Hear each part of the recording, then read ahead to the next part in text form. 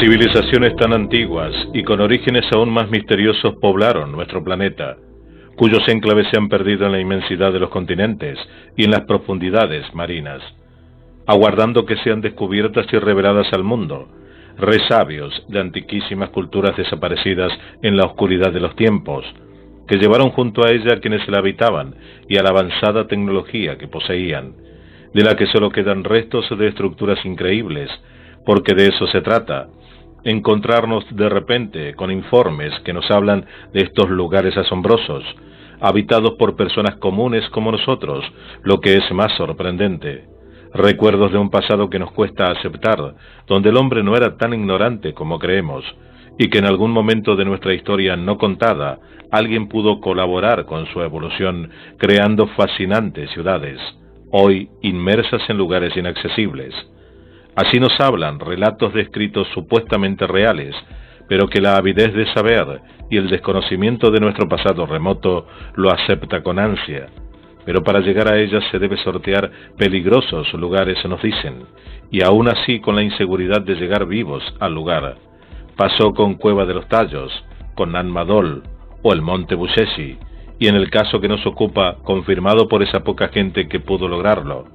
Al mismo tiempo vemos que al igual que otras cuestiones relacionadas con la evolución humana, parece que algo o alguien intentan protegerla por motivos que aún desconocemos.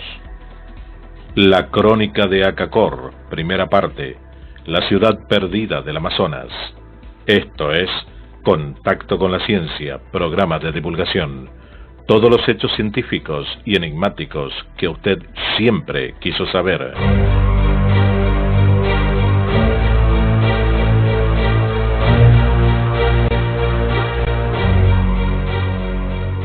Y los dioses gobernaron desde Acacor, gobernaron sobre los hombres y sobre la tierra, tenían naves más rápidas que el vuelo de los pájaros, naves que llegaban a su punto de destino sin velas y sin remos, tanto por la noche como por el día.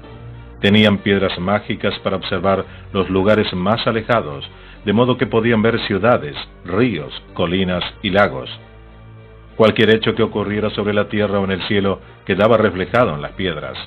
Pero lo más maravilloso de todo eran las residencias subterráneas, y los dioses se las entregaron a sus servidores escogidos como su último regalo, porque los maestros antiguos son de la misma sangre y tienen el mismo padre. La Crónica de Acacor, de Karl Brugger. El 3 de enero de 1984, Karl Brugger, corresponsal de origen alemán que por ese entonces residía en el estado de Río de Janeiro, en Brasil, fue asesinado en pleno día por un tirador anónimo que le disparó a quemarropa mientras se encontraba paseando con un colega amigo, Ulrich Euki, por la famosa playa de Ipanema. En una ciudad donde la criminalidad, marginalidad y pobreza registran una de las tasas más altas del mundo, nadie prestó demasiada atención a la desaparición del periodista. La policía abrió un expediente para investigar el hecho, aunque las pruebas recopiladas no fueron muy efectivas. Solamente se pudo reconocer el arma, identificada como una ametralladora portátil 9 mm similar a una mini Uzi, y que suele utilizar el personal militar. El agresor nunca fue detenido y el caso entró en zona muerta. 8 años antes de su muerte, Brugger había alcanzado cierto éxito con un libro de su autoría, La Crónica de Acacor, Mito y leyenda de un pueblo antiguo de Amazonia, 1976. Bestseller en Europa y Estados Unidos. La obra fue la culminación de un largo reportaje que dejó un saldo de 12 tapes de grabación, con un único interlocutor, Tatunka Nara, mestizo indígena y líder de los Uga Mungulala, quien en forma oral contó un extraño y fantástico relato sobre los orígenes milenarios de su pueblo. Así nacía la leyenda de Acacor.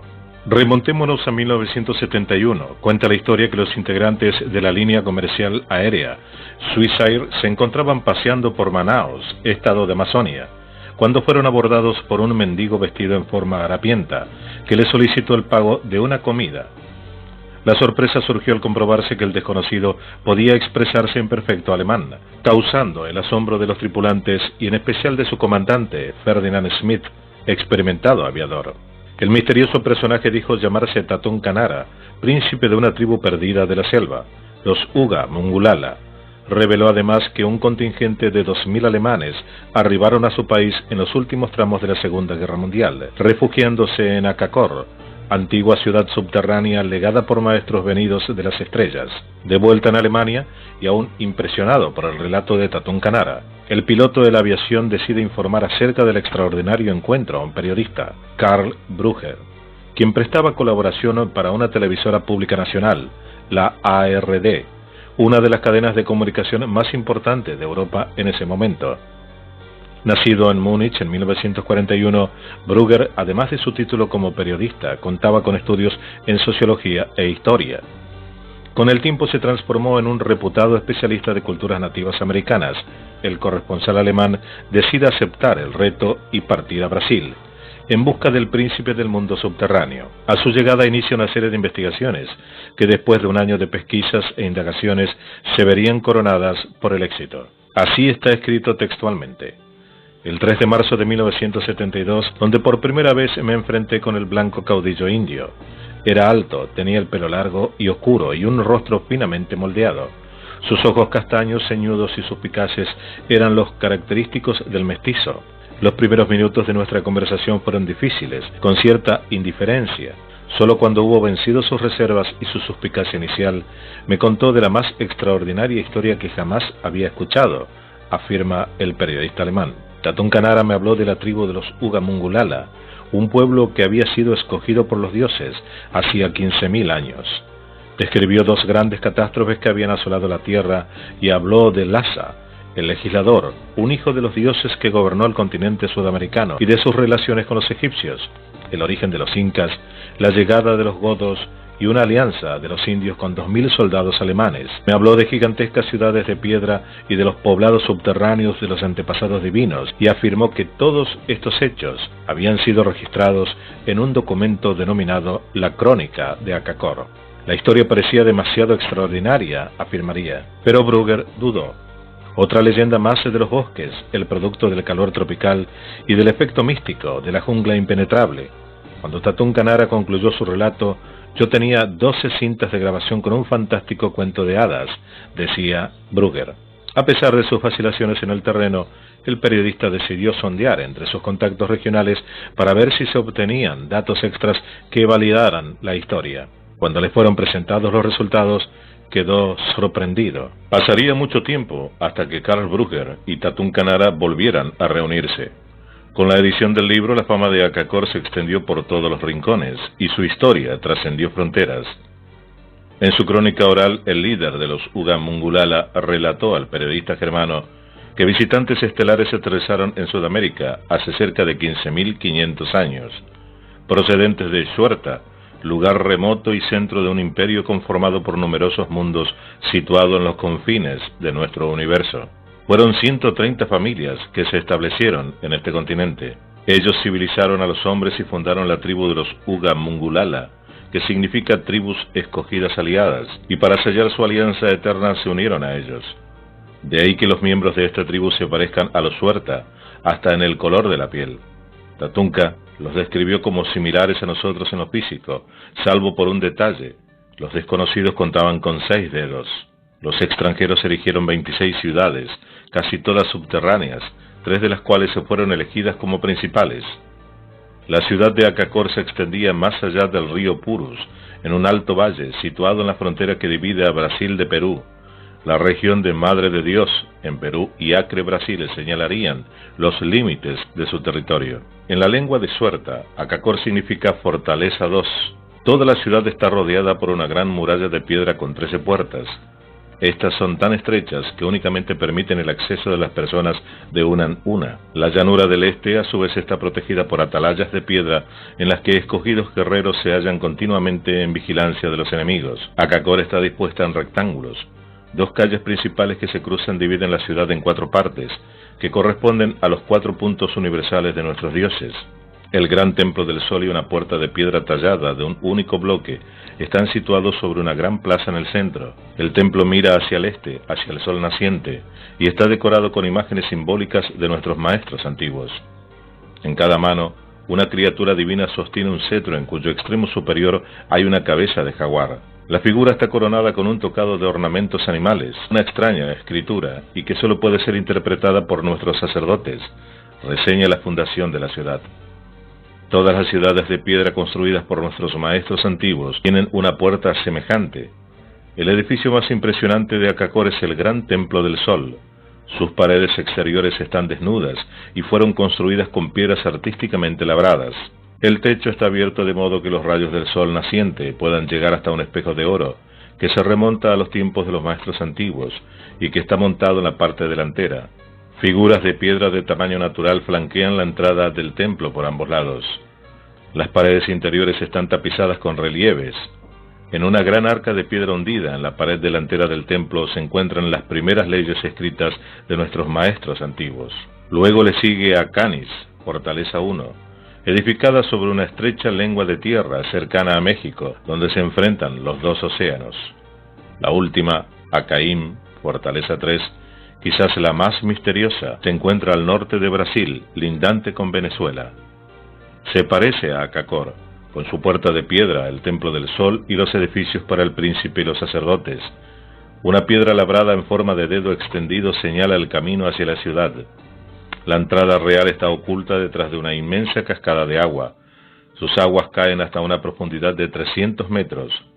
Yo puedo revelar estos secretos porque desde hace 400 años Acaim está en ruinas. Después de guerras terribles contra los blancos bárbaros, el pueblo de los Acaim destruyó las casas y los templos de la superficie y se retiró al interior de las residencias subterráneas. Estas residencias están dispuestas como la constelación estelar de los dioses, y se hallan conectadas mediante unos largos túneles de forma trapezoidal. Hoy en día, solo 4 de las residencias están todavía habitadas. Las 9 restantes están completamente vacías. Los que en un tiempo fueron poderosos Acaim apenas ascienden actualmente a 5.000 almas. Acaim y Akakor se comunican entre sí mediante un pasadizo subterráneo y un enorme sistema de espejos. El túnel comienza en el Gran Templo del Sol de Akakor, continúa por debajo del cauce del gran río y termina en el centro de Acaim. El sistema de espejos se extiende desde el Acaí por encima de la alineación de los Andes, hasta las montañas Roraima, que es como las llaman los blancos bárbaros.